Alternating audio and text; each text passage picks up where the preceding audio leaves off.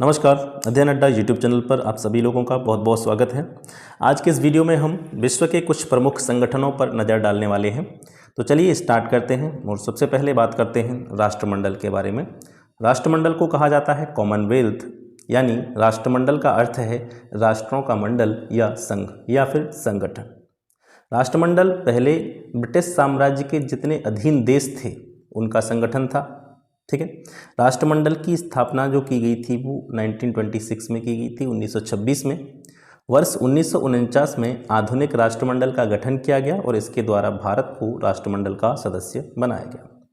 वर्तमान में अगर बात करें कि राष्ट्रमंडल या कॉमनवेल्थ में कितने सदस्य देश हैं तो उनकी संख्या है 53। इसका जो मुख्यालय है, हेड ऑफिस है, वो है लंदन, ब्रिटेन में। ठीक है।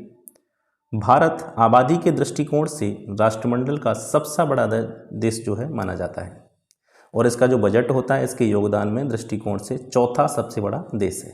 ठीक है। यहाँ से आप समझ सकेंगे कि भारत जो है पॉपुलेशन के पॉइंट ऑफ व्यू से देखा जाए तो राष्ट्रमंडल का सबसे बड़ा देश है और जो इसका बजट होता है राष्ट्रमंडल का या किसी भी चीज़ में जो योगदान होता है उसकी दृष्टिकोण से भारत चौथे नंबर का सबसे बड़ा राष्ट्र है, यानी भारत चौथे स्थान पर है इसके बजट में योगदान देने में। ठीक है। इसके बाद में बात करते हैं नाटो के बारे में। नाटो की फुल फॉर्म होती है the North Atlantic Treaty Organisation. इसी का संक्षिप्त रूप है नाटो। नाटो की स्थापना 4 अप्रैल 1949 को की गई थी। इसकी स्थापना किस उद्देश्य से की गई थी? सामूहिक सुरक्षा के उद्देश्य से। ठीक है। वॉशिंगटन संधि के अनुच्छेद 5 के अनुसार नाटो की स्थापना की गई है। वर्तमान में नाटो में स्वतंत्र सदस्य देश कितने हैं? 29। ठीक है। अब इससे संबंधित कुछ अन्य पहलुओं पर नज़र डालते हैं। मोंटेनेग्रो ये देश है, ये नाटो का 29वां सदस्य देश बना था। नाटो का जो मुख्यालय है, हेड ऑफिस है, वो ब्रुसेल्स में है, यानी ये बेल्जियम में पड़ता है।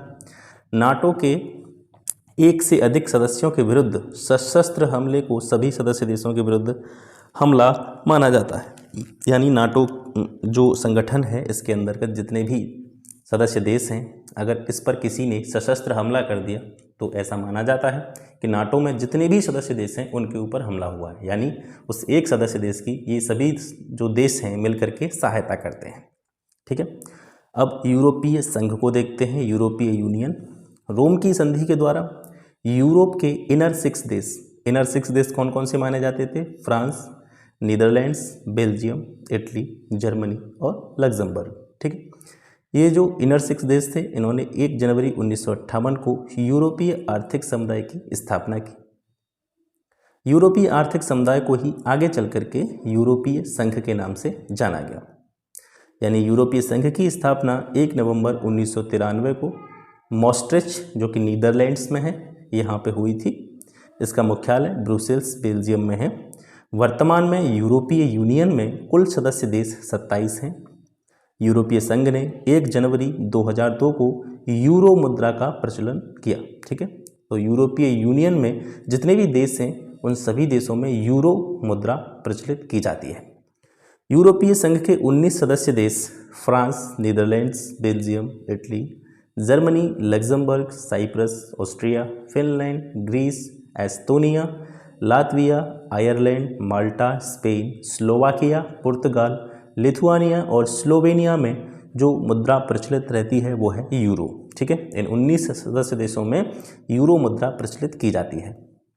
यूरोपीय संघ द्वारा अपनी मुद्रा यानी यूरो के प्रचलन के लिए 1 जनवरी 1994 को यूरोपीय मुद्रा संस्थान की स्थापना की गई थी। यूरोपीय संघ द्वारा यूरो के प्रचलन एवं नियंत्रण के लिए 1 जून 1998 को यूरोपीय सेंट्रल बैंक की स्थापना जर्मनी के फ्रैंकफर्ट में की गई। अब बात करें कि यूरोपीय संघ का जो 28वां देश था वो कौन था? क्रोएशिया। ये 1 जुलाई 2013 को यूरोपीय यूनियन में शामिल हुआ, लेकिन इस संघ की सदस्यता से ब्रिटेन के बाहर निकलने के बाद क्रोएशिया अब इस संघ का 27वां देश है, यानी यूरोपीय यूनियन में पहले 27 कंट्री थे, उसके बाद में 28वें कंट्री के रूप में क्रोएशिया इसमें शामिल होता है। लेकिन क्या होता है, 31 जनवरी 2020 को ब्रिटेन जो है वो इस यूरोपीय यूनियन से निकल जाता है। तो जो क्रोएशिया 28वें देश के रूप में इस यूरोपीय यूनियन में शामिल हुआ था, अब उसकी जो रैंकिंग है वो है 27। ध्यान रहे कि 23 जून 2016 को यूरोपीय संघ में रहने या न रहने के सवाल पर यूनाइटेड किंगडम और जिब्राल्टर में जनमत संग्रह संपन्न हुआ था, जिसका परिणाम यूरोपीय संघ से मुक्त होने के पक्ष में आया था। ठीक है, एक वोटिंग के द्वारा जो है ब्रिटेन इस यूरोपीय यूनियन से अलग हुआ। यूरोपीय संघ के कुछ संगठन हैं और उनके कुछ मुख्यालय हैं, ये अक्सर परीक्षा में पूछे जाते हैं, इन पर एक नज़र डालते हैं। यूरोपीय संसद, इसका मुख्यालय ब्रुसेल्स में है। यूरोपीय परिषद, इसका मुख्यालय भी ब्रुसेल्स में है। यूरोपीय संघ की परिषद, इसका मुख्यालय भी ब्रुसेल्स में है। यूरोपीय कमीशन का मुख्यालय भी ब्रुसेल्स में है। ठीक है, तो ये चीज़ें तो आप यहाँ से आसानी से याद कर सकते हैं। यूरोपीय संसद, यूरोपीय परिषद, यूरोपीय संघ की परिषद और यूरोपीय कमीशन, इन सभी के मुख्यालय ब्रुसेल्स में है। यूरोपीय संघ का जो न्यायालय है उसका मुख्यालय है लग्जमबर्ग में। ठीक है, वहीं यूरोपीय केंद्रीय बैंक की बात करें तो यूरोपीय केंद्रीय बैंक का मुख्यालय फ्रैंकफर्ट में है। यूरोपीय कोर्ट ऑफ ऑडिटर्स, इसका मुख्यालय लग्जमबर्ग में है। यूरोपीय आर्थिक सामाजिक समिति का मुख्यालय ब्रुसेल्स में है। आगे बढ़ते हैं, अगले संगठन के विषय में बात करते हैं। अगला संगठन है आर्थिक सहयोग और विकास संगठन, organisation of economic corporation development, यानी OECD। ठीक है, यूरोपीय आर्थिक सहयोग संगठन की स्थापना की गई थी 1948 में। वर्ष 1961 में यूरोपीय आर्थिक सहयोग संगठन को आर्थिक सहयोग एवं विकास के संगठन के रूप में परिवर्तित कर दिया गया था। आर्थिक सहयोग एवं विकास संगठन का मुख्यालय पेरिस में है, जो कि फ्रांस की राजधानी है। आर्थिक सहयोग और विकास संगठन में जो सदस्य देश हैं उनकी संख्या 36 है। इसके बाद में बात करते हैं पेट्रोलियम निर्यातक देशों का संगठन। ठीक है, organisation of petroleum exporting country, जिसे ओपेक के नाम से भी जाना जाता है। ओपेक की स्थापना सबसे पहले 1960 में हुई थी। कहाँ पे हुई थी? बगदाद में।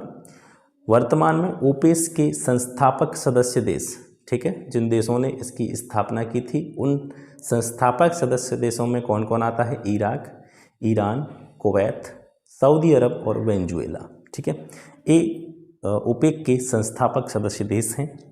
ओपेक के हेड ऑफिस या मुख्यालय की बात करें तो ये वियना में स्थित है, और वियना किसकी राजधानी है? ऑस्ट्रिया की। कुल सदस्य की संख्या ओपेक की वर्तमान में 14 है। ठीक है, और वो 14 सदस्य कौन कौन से हैं? Algeria, Angola, Ecuador, Guinea, Gabon, Iran, Iraq, Kuwait, Libya, Nigeria, Congo, सऊदी अरब, संयुक्त अरब अमीरात और वेनेजुएला। अब बात करते हैं गुट निरपेक्ष आंदोलन की। गुट निरपेक्ष आंदोलन को कहा जाता है नॉन अलाइंड मूवमेंट, जिसे नैम के संक्षिप्त रूप में भी जाना जाता है। वर्ष 1961 में बेलग्रेड में गुट निरपेक्ष देशों का पहला सम्मेलन हुआ था। गुट निरपेक्ष आंदोलन का मुख्यालय जकार्ता में है। ये इंडोनेशिया की राजधानी है। वर्तमान में गुट निरपेक्ष सदस्य देशों की संख्या है 120। गुट निरपेक्ष सम्मेलन की मेज़बानी करने वाला देश ही उसकी अध्यक्षता करता है, यानी जिस देश में भी गुट निरपेक्ष सम्मेलन आयोजित किया जाता है वह देश ही उसके अध्यक्ष के रूप में कार्य करता है। आगे बढ़ते हैं, रेड क्रॉस के बारे में जानते हैं। रेड क्रॉस की स्थापना हुई थी 1863 में, और किसने की थी? हेनरी ड्यूनेंट ने। इसका मुख्यालय या हेड ऑफिस जिनेवा, स्विट्जरलैंड में है।